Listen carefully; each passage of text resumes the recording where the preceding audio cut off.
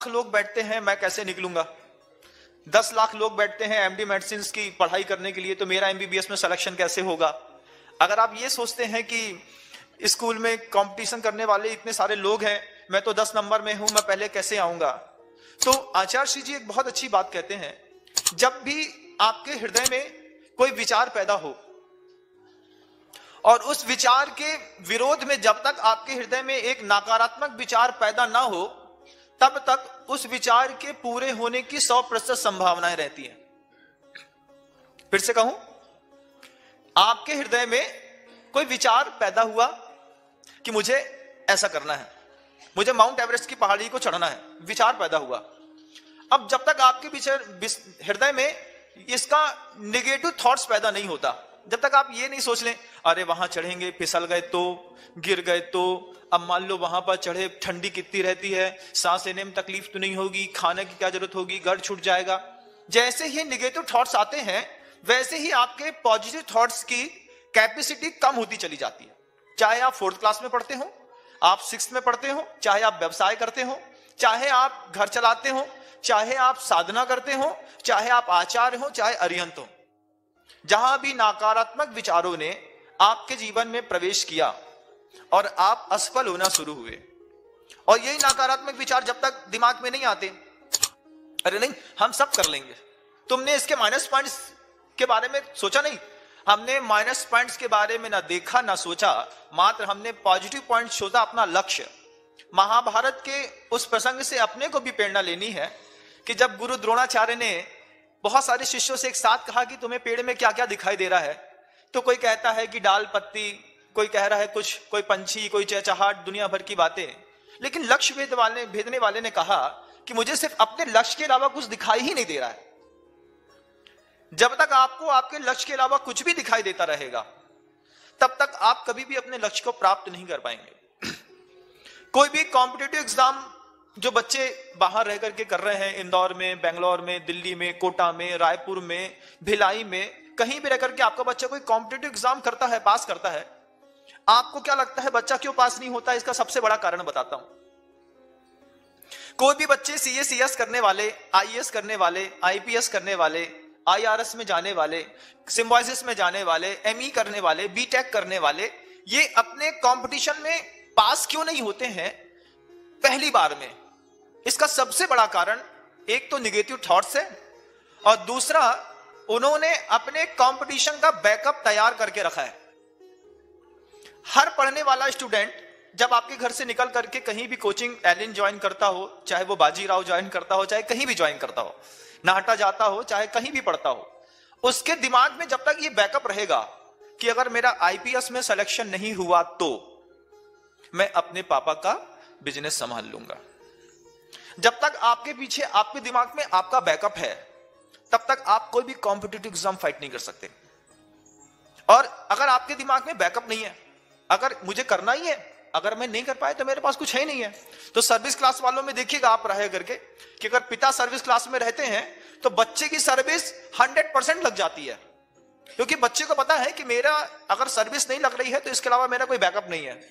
और जब business sector से बच्चे पढ़ाई के लिए जाते हैं और अर्थकारी विद्या पढ़ते हैं, प्रोफेशनल एजुकेशन जो लेने के लिए बड़े बड़े हायर इंस्टीट्यूट में, आईआईटी में जाते हैं, किसी भी बच्चे के दिमाग में जब तक बैकअप रहेगा कि अगर मैं सीए में पास नहीं हुआ तो पापा की दुकान चला लूंगा, अगर मेरा एमडी एमबीबीएस में सिलेक्शन नहीं हुआ तो मैं बीडीएस कर लूंगा, अगर मेरा बीडीएस में सिलेक्शन नहीं हुआ तो मैं डीएमएलटी के कोर्स करके पैथोलॉजी की दुकान खोल लूंगा, अगर मेरा वकालत में सिलेक्शन नहीं हुआ तो मैं अपना चेंज कोर्स करके कॉमर्स को पकड़ के कहीं और चला जाऊंगा। आपने जब आप घर से निकले हैं तो अपना बैकअप साथ में लेकर के निकले हैं, और जो आदमी अपना बैकअप साथ में लेकर के निकलता है उसको अप नहीं होता, मात्र बैक होता है। और लाइफ में इसलिए बार बार बैक लगता है, पेपर क्लियर नहीं हो पाते हैं। सीए के लास्ट पेपर में देखना कई बार ऐसा होता है कि बच्चा एक पेपर से रुक जाता है, और जैसे ही वो एक पेपर से 4-6 बार रुक जाता है तो फिर वो अपना बैकअप एक्सक्यूज चूज करता है कि मैं ऐसा नहीं करता हूं, मैं ऐसा कर लेता हूं। उसने दिमाग में आपका बैकअप आपको आगे नहीं होने देता। और आचार्य श्री जी कभी भी अपना बैकअप नहीं रखते साथ में। आप तो अपने मोबाइल का भी बैटरी बैकअप रखते होंगे ना, उनका कोई बैकअप नहीं है लाइफ का। गुरुदेव इस कृतिकार मुख माटी के रचनाकार जब भी कोई काम करते हैं तो एक्सक्यूज कभी नहीं सोचते। महापुरुषों की खासियत रहती है, वो ये नहीं सोचते कि अगर ये नहीं कर पाए तो ये करेंगे। आचार्य सिंह जी क्या सोचते हैं, पहले मैं ये करूंगा, उसके बाद मुझे जो करना है मैं वो करूंगा। अगर आप ऐसा सोच बैठे कि मुझे पहले अपना धंधा करना ही है, मुझे अपना बिजनेस करना ही है, मुझे मंदिर जाना ही है, मुझे पूजा करना ही है, पहले मैं अभिषेक करूंगा, बाद में दुनिया के सारे काम करूंगा, पहले मैं सीए की पढ़ाई करूंगा, बाद में मैं दुनिया के सारे काम करूंगा। लेकिन आप क्या करते हैं, अपना एक्सक्यूज ढूंढ लेते हैं और आपकी लाइफ डिस्टर्ब हो जाती है। ये एनर्जी इनबैलेंस करने का सबसे बड़ा कारण है आपकी माइंड का बैकअप। और आचार्य सिंह जी यहां कृतिकार मुख माटी के रचनाकार क्या कहते हैं, इसलिए सुनो, आयास से डरना नहीं, प्रयास करने से कभी अपने आप को छोड़ मत देना, और आलस से करना नहीं, और आलस भी मत करना। प्रकृति बदल रही है, ठंडी आ गई है, तब 10 बजे उठेंगे, 11 बजे उठेंगे। तो जो भी स्टूडेंट हैं, अगर उन्होंने अपना टाइम रूटीन चेंज कर लिया कि सवेरे 4 बजे उठने वाले अब सोच रहे हैं 8 बजे उठेंगे, 8 वाला सोच रहा है 10 बजे उठेगा, और ये आलसीपन आपके दिमाग में आया और आपके एग्जाम के प्रत्येक सेकंड के 1 नंबर कम हो गए। कितनी बड़ी बात होती है कि अगर आपने 1 मिनट भी लेट किया तो आपकी मार्कशीट से मान लो 60 नंबर जा रहे हैं। ऐसे लोग कभी भी प्रकृति के साथ अपने मन को बहलाने की कोशिश नहीं करते। वो तो ये देखते प्रकृति कुछ भी हो, मेरी नियति जो है मैं तो वो करके रहूंगा। किराना दुकान वाले को देख लो, कितनी भी ठंडा क्यों ना हो, 7:30 पे दुकान खोल देता है, मतलब खोल देता है। और उसकी दुकान में मान लो धूप नहीं भी आती है, छाया में दुकान बिल्कुल ठंडी हो जाती है, उसके बाद भी दुकान में बैठा रहता है। क्यों? ये साधना है धन कमाने की। जैसे उसकी साधना है दुकानदार की धन कमाने की, ऐसे ही विद्यार्थी की साधना है विद्या का अर्जन करने की। प्रकृति से कभी भी अपने आप को ढालने की और प्रकृति के साथ मिल करके बहकने की कोशिश मत करना। मरी मछली होगी जो पानी के बहाव के साथ बहेगी। आप लोगों को सजगता की आवश्यकता है। टाइम मैनेजमेंट दुनिया की सबसे बड़ी चीज है। प्रकृति जैसे बदलती है, हमारा टाइम का बायोलॉजिकल क्लॉक भी चेंज धीरे धीरे होता चला जाता है। गुरुदेव कहते हैं आयास से डरना नहीं, आलस से करना नहीं। फिर आगे कितनी अच्छी बात, कभी कभी, मतलब हमेशा नहीं, कभी कभी साधना के समय ऐसी भी घाटियां आ सकती हैं कि थोड़ी सी प्रतिकूलता में जिसकी समता वह आकाश को चूमती थी, उसे भी विषमता की नागिन सूंघ सकती है। कह रहे हैं, आचार्य कहते हैं कभी कभी, हमेशा नहीं आएंगी घाटियां, उतार चढ़ाव जीवन में हमेशा नहीं आते, कभी कभी आता है, और वो भी सबको नहीं आता, किसी किसी को आता है। तो कभी कभी साधना के समय ऐसी भी घाटियां क्या, उपसर्ग या परिसर, ये घाटियां हैं। उपसर्ग और परिसर रूपी ये घाटियां आ सकती हैं साधक के जीवन में। और जब वो उपसर्ग आता है या फिर जब वो परिसर जीवन में आते हैं, थोड़ी सी प्रतिकूलता में, जिसके सामने समता शिरोमणि शब्द लिखा था, वे समता शिरोमणि कहलाने वाले भी थोड़ी सी प्रतिकूलता में जिसकी समता वह आकाश को चूमती थी, उसे भी विषमता की नागिन सूंघ सकती है। जब तक प्रतिकूल वातावरण नहीं है तभी तक हम अच्छे हैं, तभी तक हमारा स्वभाव अच्छा है, तभी तक हमारा व्यवहार अच्छा है, तभी तक हमारा संसार अच्छा है। और जैसे ही थोड़ा सा प्रतिकूल वातावरण बनता है तो पहले यह समझना होगा कि प्रतिकूल वातावरण के कारण हमारी समता खो जाती है कि प्रतिकूल मन स्थिति के कारण हमारी समता खो जाती है। वातावरण तो अभी भी बहुत ज्यादा प्रतिकूल है। मान लीजिए आपको भूख लगी है, खाना नहीं मिल रहा है, कुछ भी नहीं मिल रहा है, प्रतिकूल वातावरण है। अब प्रतिकूल वातावरण के कारण आपको दुख है? नहीं, आपकी उस मन स्थिति के कारण कभी भी पौद्गलिक कोई भी द्रव्य दुख का कारण नहीं बनता।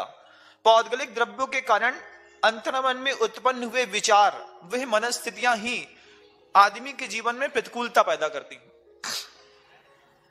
इसी को आचार्य सिंह जी कहते हैं कि अपने ही वातावरण में, अपने ही मन में अपना ही नरक पैदा करके ऐसा कौन सा जीव है जो अपने मन का नरक नहीं भोगता। परिस्थितियां ऐसी है ही नहीं, लेकिन आपने अपने मन के अंदर ऐसी परिस्थितियां विचारों में निर्मित कर ली है, और उस मन के नरक से तुम कितने त्रस्त हो। बगल वाले को तो पता भी नहीं है कि आपके मन के अंदर किसी प्रकार का संक्लेश है, कसाय है, ईर्ष्या है, द्वेष है। बगल वाले को तो पता भी नहीं है, और तुम क्या सोचते हो सब पता है, उसके बाद भी बन रहा है, उसको पता ही नहीं है। तो ये जो मनस्थिति आपने खराब करी है अपनी, जिसके कारण आपको लग रहा है, आप अपने आप को छोटा समझते हैं, आप अपने आप को बच्चा समझते हैं, आप अपने आप को गधा समझते हैं, जिसके कारण आप अपने आप को मजदूर समझते हैं, मजबूर समझते हैं। ये सब आपकी स्वयं की मानसिकता है। बगल वाले ने नहीं कहा कि तुम मजदूर हो, बगल वाले ने नहीं कहा तुम मजबूर हो, बगल वाले ने यह भी नहीं कहा कि तुम्हारे अंदर यह कमी है। तुमने अपने मन में एक ऐसा नरक बना लिया है, और तुम उस मन के नरक से कभी बाहर नहीं निकल पा रहे। तुम्हारी खुद की धारणाएं संसार में रहते हुए भी तुम्हें संसार के सुख को दिखाने के लिए कार्यकारी नहीं बन पा रही। यहां पर कितने भी बड़े समता शिरोमणि क्यों ना हो, बड़े बड़े साधक मुनि महाराज भी क्यों ना हो, प्रतिकूलताएं आती हैं तो उनका मन भी डामाडोल हो जाता है।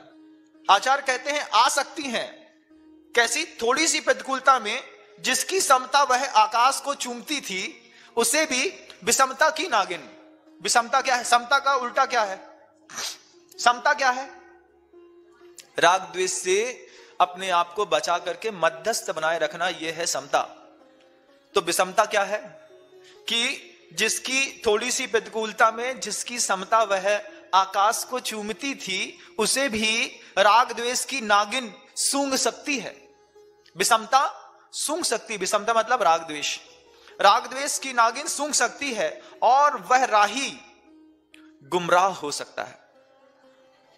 थोड़ा सा भी नो कर्म ऐसा मिल जाए और आप गुमराह भी हो सकते हैं, अपनी राह को छोड़ भी सकते हैं।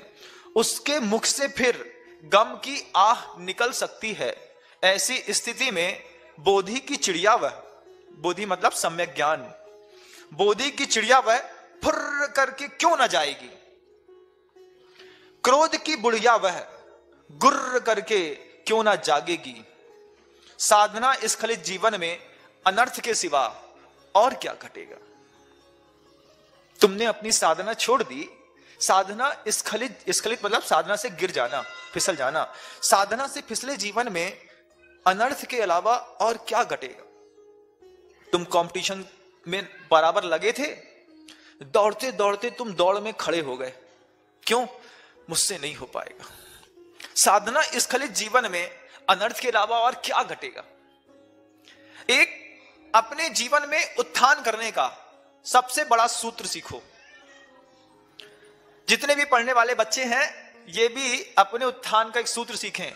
व्यवसाय करने वाले लोग हैं, ये भी अपने उत्थान का एक ही सूत्र सीखें। साधना करने वाले लोग हैं, उनके लिए भी यही सूत्र है जो बता रहा हूं। किसी भी व्यवसाय केंद्र को चलाते हो, इंडस्ट्री चलाते हो, CACS का एग्जाम देने के लिए साधना कर रहे हो, कोई मोक्ष जाने के लिए भी साधना कर रहा है, उसके लिए आचार्य श्री जी कई बार कहते हैं 1111 का रूल लगाना चाहिए। 1111 का रूल चलते हैं लाइफस्टाइल में। ये 1111 का रूल क्या है? आपने पढ़ाई शुरू की, आपने अपना बिजनेस शुरू किया नया, आपने साधना शुरू करी नई। अब 1111 दिन तक ये मत सोचो कि इस साधना से, इस व्यवसाय से, इस पढ़ाई से मुझे कुछ मिलेगा। लाइफ में ये रूल लगा के देखना बंधुओं, बहुत इतना शानदार रूल है कि जिंदगी बदल देगा। 1111 का रूल कहलाता है। 1111 का रूल क्या है कि 1111 दिन तक मतलब 3 साल तक बिजनेस से ये मत सोचो कभी कुछ मुनाफा होगा। कारखाना डाला, 3 साल तक ये मत सोचो इससे पैसा निकलेगा। साधना करी, मुनि बना, आर्यिका बना, 3 साल तक मत सोचो कि मेरी साधना की प्रकर्षता और प्रखरता मुझे खुद दिखाई देगी। CACS कर रहा है, 3 साल तक कुछ मत सोचो कि इसका रिजल्ट अच्छा आएगा। सिर्फ पढ़ो, सिर्फ करो। 1111 का रूल लगाओ मात्र, और 1111 दिन तक किसी भी पुरुषार्थ में पलटो मत। किसी भी पुरुषार्थ करने में अपने आप में उससे किसी चीज की अपेक्षा मत रखो। 1112वां दिन आएगा और जिंदगी भर के लिए वो तुम्हारी साधना तुम्हें धन धान्य से भरने लगेगी। लेकिन हमारी आदत कैसी है? हमारी आदत व्हाट्सएप की लाइव जैसी हो गई है। आप मोबाइल खोल लो, एक चीज ऑन कर लो, एक चीज ऑन करते हो, 3 मिनट सुनते हो, और 3 मिनट सुने, अरे यार इसमें कोई दम नहीं है, दूसरा लगा दिया। उसको भी तुमने 4 मिनट सुना, इसमें भी मजा नहीं आ रहा, नीचे वाला ऐड बहुत अच्छा दिख रहा है, इसको चालू कर दिया। ऐसा करते करते जिंदगी के कितने 1.5 घंटे, 2 घंटे, 2.5 घंटे रात के, दिन के, दोपहर के बर्बाद करते हो। 2 घंटे एक प्रवचन सुना होता तो 2 लाइन की बातें जिंदगी बदल देती। लेकिन 3-3 मिनट दुनिया भर के हर काम किए, हर चीज में मास्टर बनने की कोशिश करी, और अंत में गधा बन करके बाहर निकले। क्या हुआ? दुनिया से, हमारे यहां से 2 घंटे का टाइम कल भी चला गया था, 2 घंटे का टाइम आज भी चला गया, और 2 घंटे का टाइम कल भी चला जाएगा। आज सुन रहे हो, अभी भी यही करोगे, 2 घंटे बाद भी 2 घंटे का टाइम चला जाएगा।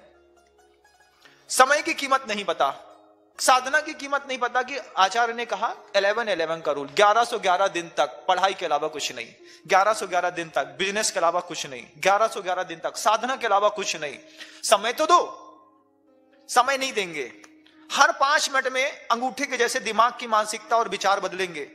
3 महीने किराने की दुकान खोली, इसमें मुनाफा नहीं हो रहा, कपड़ा की खोल लेते हैं, कपड़ा की खोल लो। कपड़ा की 4 महीने खोली, सीजन नहीं चला, समझ में नहीं आ रहा, एक रिडक्शन सेल लगा देते हैं, पूरे कपड़े की दुकान बेच डाली, पूरी की पूरी किराने की दुकान बेच डाली। अब क्या करें यार? जोशी को दिखाया था, वो कहता था लोहे का धंधा अच्छा रहता है, लोहा का करके देखते हैं। अगले 3 महीने बाद लोहे का धंधा डाल दिया। फिर लोहा का, जैसे तुमने लोहा खरीदा, लोहा 50 रुपए था, तुम्हारे खरीदने के बाद 42 रुपए हो गया। फिर माथा कूटा, फिर महाराज के पास गए, महाराज कुछ उपाय बताओ। अब महाराज क्या उपाय बताएं भाई? महाराज ने तो एक ही चीज कहा, पिताजी कहते थे बनिया की बैक में पारस होता है, बस अपनी दुकान में बैठा रहे। वो शब्द मैं कहने नहीं चाहता, अच्छा नहीं लगता है। बता, दुकानदार अपनी दुकान में सिर्फ बैठा रहे, दुकान अपने आप चलती है। लेकिन हमारी क्या आदत है कि हम दुकान खोलते हैं और दुकान में ग्राहक ही नहीं रहता, तो हम पड़ोसी की दुकान में जाकर के खड़े हो जाते हैं, बात करने लगते हैं, क्यों भाई क्या चल रहा है। अगर दिमाग भी नहीं चल रहा है बच्चों का, तो वो बच्चे भी यही करते हैं कि बुक्स को बंद कर देते हैं और दूसरी किताबें, दूसरा एंड्रॉइड खोल लेते हैं। जब एनर्जी में टी लगा दिया तो एनर्जी एक फ्लो में नहीं बहेगी, तो तुम्हारा वैसे भी कॉम्पिटिटिव एग्जाम पास नहीं होने वाला है। सबसे पहले स्थिरता ले आओ कि मुझे एक काम एक तरीके से करना है, और ये स्थिरता नहीं है, इसी का नाम स्खलन है। और आचार्य यहां पर कहते हैं साधना स्खलित जीवन में अनर्थ के सिवा और क्या घटेगा। तुमने साधना की ही नहीं, 1111 दिन की भी साधना कर लेते तो कहीं भी बैठ जाते, वहीं से पैसा निकलना शुरू हो जाता, वहीं से साधना का रंग दिखना शुरू हो जाता, वहीं से पढ़ाई में तुम ऊपर उठना शुरू हो जाते। लेकिन हमको हर 5 मिनट में मन के कारण अपने आप को बदलने की जो आदत पड़ गई है, सिर्फ हमारे विकास को रोकने का यह सबसे बड़ा कारण बन गया।